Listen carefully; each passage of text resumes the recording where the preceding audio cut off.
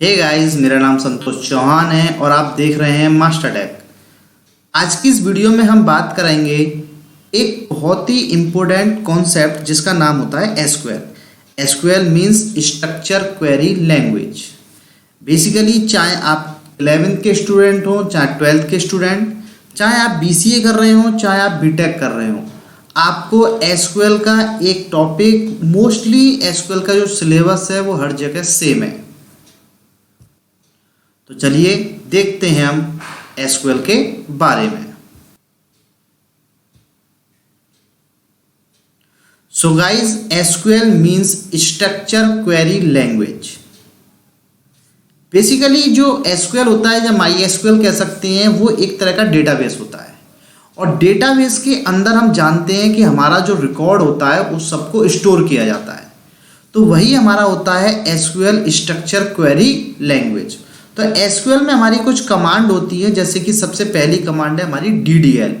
DDL मतलब data definition language, यानी कि इसके अंदर हम जो डेटाबेस के अंदर जो टेबल क्रिएट करेंगे, टेबल के अंदर कोई चेंजेस करना है तो हम ऑल्टर टेबल करेंगे, और टेबल को अगर डिलीट करना है तो उसके लिए आपके पास होती है drop table.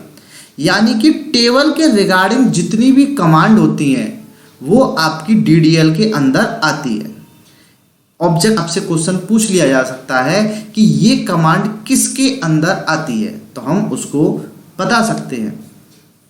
Second, DML. DML की जो फुल फॉर्म होती है वो होती है डेटा मैनिपुलेशन लैंग्वेज।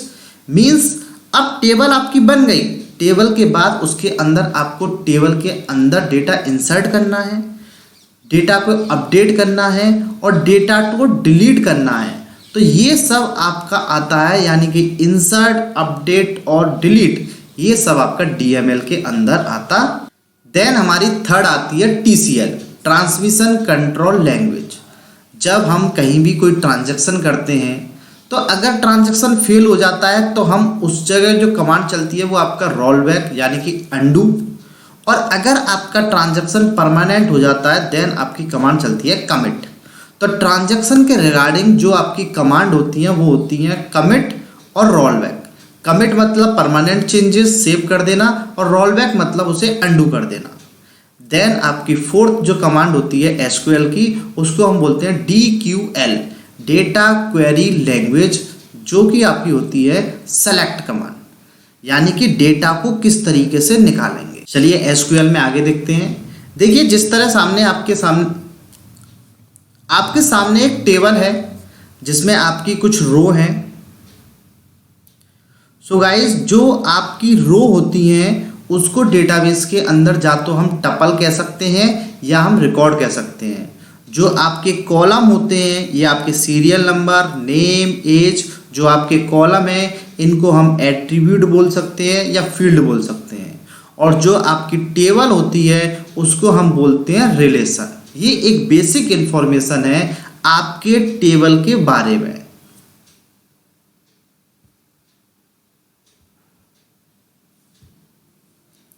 चलिए कुछ और इंपॉर्टेंट पॉइंट्स देख लेते हैं टेबल के रिगार्डिंग। तो सबसे पहले पॉइंट है आपका डिग्री। डिग्री क्या होता है guys? Number of attribute. Attribute मैंने बताया कॉलम, तो हम देखते हैं यहाँ पर आपके 1 2 3 4 5, यानी कि यहाँ पर आपके 5 डिग्री मतलब आपके 5 कॉलम या एट्रीब्यूट हैं। दूसरी आती है आपकी कार्डिनलिटी। कार्डिनलिटी का मतलब होता है नंबर ऑफ टपल। टपल मतलब रो। तो यहाँ पर आपके 1 2 3, आपकी कितनी रो है? 3 रो है। तो यहाँ पर आपकी रो है 3। ऊपर वाली रो को हम कंसीडर नहीं करते हैं। फिर आती है आपकी प्राइमरी की। प्राइमरी की आपकी हमेशा यूनिक होनी चाहिए, यानी कि डुप्लीकेट एलिमेंट अलाउ नहीं होता। नॉट नल, आप उसे खाली नहीं छोड़ सकते।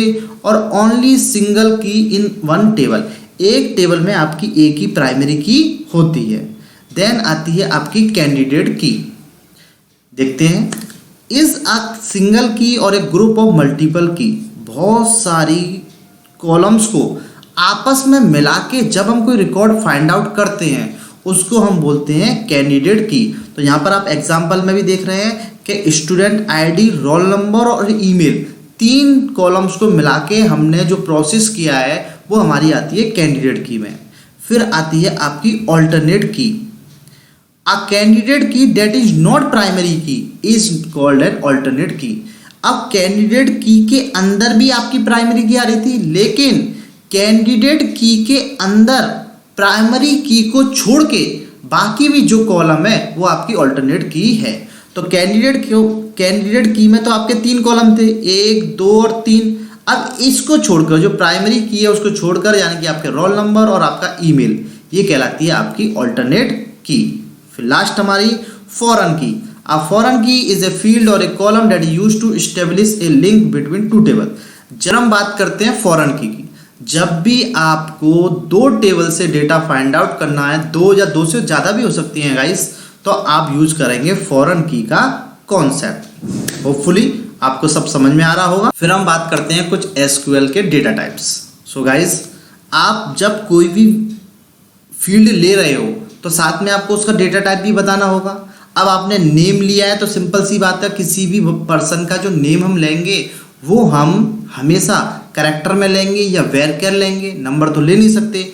उसी तरीके से आपके पास होता है एक कैर मतलब आपकी फिक्स लेंथ स्ट्रिंग।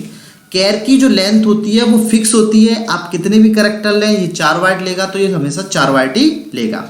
तो कैर, वेरकेर इससे बड़ा होता है, यानी कि वेरिएबल कैरेक्टर। फिर इंटीजर जितने भी होते हैं आपके, टिनी int, small int, medium int, ये सब इंटीजर के लिए होता है। बूलियन आपका बूल वैल्यू के लिए होता है, यानी कि ट्रू और फॉल्स के लिए। फ्लोट और डबल, जब भी आप कोई डेसिमल पॉइंट वैल्यू लोगे तो आपको फ्लोट या डबल लेना पड़ेगा। देन आपकी डेट, गाइस ये इंपॉर्टेंट है। डेट आपकी जो एसक्यूएल में होती है वो YYMM DD की फॉर्मेट में होती है, और this is enclose in a single quotes. जब भी आप कोई डेट की क्वेरी चलाओगे तो आपको डेट को सिंगल कोट्स में लिखना पड़ेगा। फिर आपका टाइम, जैसा कि डेट हो गया, फिर आपका टाइम HS, हावर, मिनट, सेकंड की फॉर्मेट में होगा। और लास्ट आपका जो डेटा टाइप है उसको बोलते हैं ब्लॉब मतलब binary large object hold up to 65535 bytes of data. Basically हम इमेज के लिए इसको यूज कर सकते हैं। तो ये कुछ हमारे डेटा टाइप्स होते हैं जिनको हम एसक्यूएल में यूज करेंगे।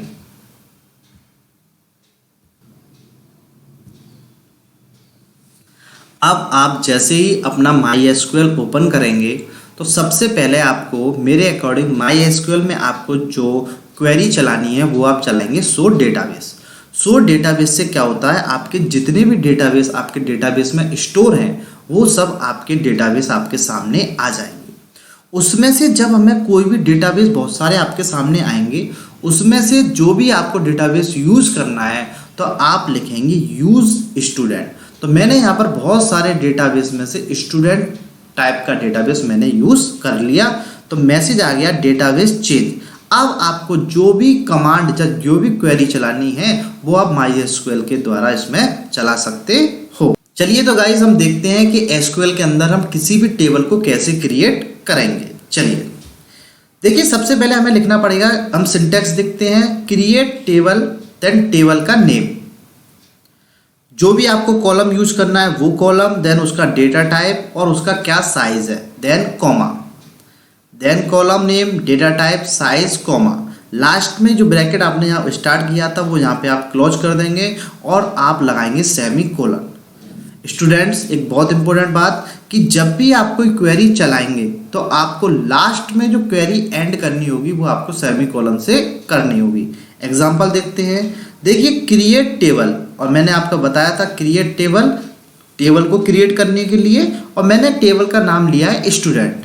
अब सबसे पहले कॉलम का नाम क्या है मेरा, ID, मैंने इसमें ID ली है, और इसमें जो डेटा टाइप लिया है वो मैंने इंटीजर टाइप का, क्योंकि ID हमेशा इंटीजर ही हो सकती है, और आपने साइज ले लिया 10।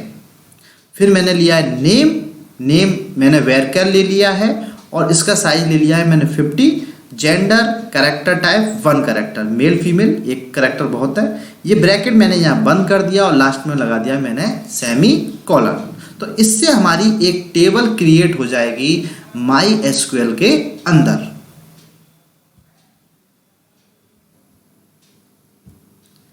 चलिए, टेबल क्रिएट करने के बाद उसमें हम डेटा इंसर्ट करते हैं। तो तो हम देखते हैं insert data into table. Table में किस तरीके से डेटा को हम इंसर्ट करेंगे। तो सिंटैक्स है आपका इंसर्ट इनटू टेबल का नाम, देन आपकी क्या क्या कॉलम है उसकी लिस्ट, देन वैल्यूज फिक्स है, आना ही आना है, और वैल्यू की लिस्ट। चलिए देखते हैं, एक एग्जांपल से समझते हैं। इंसर्ट इनटू स्टूडेंट, यानी कि स्टूडेंट टेबल के अंदर हम क्या क्या कॉलम ले रहे हैं, आईडी, नेम, जेंडर। यानी कि पहले हमने जो पिछली स्लाइड्स में हमने जो भी टेबल को क्रिएट किया था उसमें अब हम वैल्यू डाल रहे हैं। आईडी में हमने वैल्यू डाली है 101, नेम में हमने डाला है राज, तो डबल कोट्स में लिया है मैंने, नेम स्ट्रिंग होती है, और जेंडर भी हमारा है मेल फीमेल, तो हमने लिया है एम। तो इससे हमारा एक रिकॉर्ड इसके अंदर इंसर्ट हो जाएगा। इसको ऐसे ना करके आप ऐसे भी कर सकते हैं कि इंसर्ट इनटू टेबल का नाम मस्ट है, आना ही आना है, कॉलम ऑप्शनल है, आप ले भी सकते हो नहीं भी ले सकते हो। और आपने कहा वैल्यूज़ में फिर से आपने वही डाल दिया है जो मेरी वैल्यूज़ हैं। अगर आप चाहते हैं कि नहीं किसी कॉलम में हम नल वैल्यू डालना चाहते हैं तो आप इंसर्ट इनटू स्टूडेंट, टेबल का नाम है, आईडी, नेम, जेंडर, जॉब, मैंने एक कॉलम और बढ़ा दिया जिसका नाम है जॉब, और अब मैंने जॉब में डाल दिया नल वैल्यू। मैं अभी नहीं डालना चाहता तो मैं वहाँ पर नल वैल्यू डाल सकता हूँ। तो एक टेबल हमने पहले क्रिएट करी थी और उस टेबल में हमने एक रिकॉर्ड अब इंसर्ट करके देखा कि टेबल में किस तरीके से रिकॉर्ड इंसर्ट होगा। सो गाइस अब हम बढ़ते हैं आगे। अब हम बढ़ते हैं अपनी सेलेक्ट कमांड से। सबसे ज़्यादा क्वेश्चन जो आपसे, देखिए आपके जो एग्ज़ाम में क्वेश्चन टेबल क्रिएट करना ये बहुत कम चांस है। टेबल में डेटा इंसर्ट करना 1-2 नंबर में पूछ सकते हैं, लेकिन सबसे ज़्यादा जो क्वेश्चन पूछे जाते हैं वो पूछे जाते हैं आपके सेलेक्ट कमांड से, कि डेटा आपका टेबल के अंदर चलिए इंसर्ट हो गया, अब वो एक्सेस कैसे होगा, निकलेगा कैसे। तो सबसे ज़्यादा क्वेश्चन आपके एग्जाम में पूछे जाते हैं सेलेक्ट कमांड से। तो चलिए देखते हैं इसका सिंटैक्स। आप लिखेंगे सेलेक्ट व्हाट टू सेलेक्ट, आप क्या क्या सेलेक्ट करना चाहेंगे वो यहाँ पे लेंगे। फ्रॉम विच टेबल, किस टेबल से लेना चाहते हैं। सेकंड वेयर, देखिए वेयर क्लॉज, जब भी आपको अपनी क्वेरी में कोई भी कंडीशन लगानी होगी तो आप वेयर क्लॉज का यूज़ करेंगे। तो वेयर के अंदर यहाँ पे कंडीशन टू बी सेटिस्फाई। देखते हैं एक एग्जांपल से। मान के चलिए हमें सेलेक्ट ऑल डेटा, हमें सारा डेटा सेलेक्ट करना है, तो हम क्या चलाएंगे सेलेक्ट, ठीक है, स्टार। गाइस स्टार से हमारा सारा डेटा, जितना भी टेबल के अंदर जितने भी कॉलम होते हैं सभी कॉलम हमारे सेलेक्ट होके आ जाते हैं। तो हमने कहा सेलेक्ट स्टार फ्रॉम स्टूडेंट, तो स्टूडेंट टेबल का सारा रिकॉर्ड आपके सामने आ जाएगा, ठीक है। लेकिन अगर आप कुछ पर्टिकुलर रो निकालना चाहते हैं, आप सभी डेटा नहीं चाहते हैं, तो आपने कहा select star from student where. अब वेयर आपने लगा दिया कंडीशन के लिए, जेंडर इक्वल्स टू मेल। तो अब आपके फीमेल का एक भी रिकॉर्ड आपके सामने नहीं आएगा क्योंकि आपने कंडीशन लगा दी है मेल की। तो सारे जितने भी मेल वाले स्टूडेंट होंगे वो सब आपके सामने शो हो जाएंगे। अगर आप बात करते हैं पर्टिकुलर कॉलम की, अब आपको रो नहीं कुछ कॉलम पर्टिकुलर सेलेक्ट करनी है, तो यहाँ पर अब आप स्टार की जगह आप स्टार ना दे के देंगे select name and gender from student. तो इससे आपके सिर्फ कॉलम आएंगे गाइस, सिर्फ आपके कॉलम आएंगे। तो ये थी हमारी सेलेक्ट कमांड।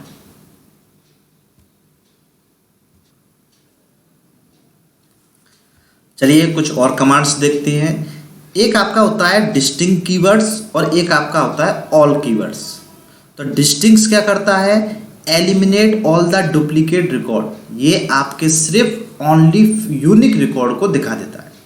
जैसे कि हमने कहा सेलेक्ट सैलरी फ्रॉम कस्टमर, तो बेसिकली यहाँ पर अगर हम सेलेक्ट सैलरी करते हैं तो सारी सैलरी आ जाती है, लेकिन हमने कहा डिस्टिंक्ट। सो गाइज अब डुप्लीकेट सैलरी नहीं आएंगी। अब आपकी बहुत सारे एम्प्लॉय होंगे जिसकी सैलरी सेम होगी लेकिन वो आपके सामने नहीं आएगी क्योंकि आपने डिस्टिंक्ट कीवर्ड का यूज़ किया है। लेकिन अगर आप ऑल कीवर्ड का यूज़ करेंगे तो आपके सामने अब डुप्लीकेट डेटा भी आ जाएगा। आप ना भी करें तो भी आएगा और बाय डिफ़ॉल्ट अगर आप ऑल भी लगा दें तो भी डेटा आएगा। फिर नेक्स्ट क्वेश्चन आपका इंपोर्टेंट है, viewing structure of A table. अगर आपको टेबल का स्ट्रक्चर देखना है कि आपकी टेबल किस तरह की है, तो आप किस तरह से लिख सकते हैं, DESC। DESC means describe table का नाम और डेस्क्राइब टेबल का नाम। आप इन दोनों में से कोई भी कमांड चला सकते हैं, बट लास्ट में आप सेमीकोलन जरूर लगाएंगे। तो आपने कहा DESC स्टूडेंट सेमीकोलन, तो आपके सामने स्टूडेंट नाम की जो टेबल है उसका स्ट्रक्चर आ जाएगा। तो याद रखना, ये पूछा गया एग्जाम में, तो आपको DESC।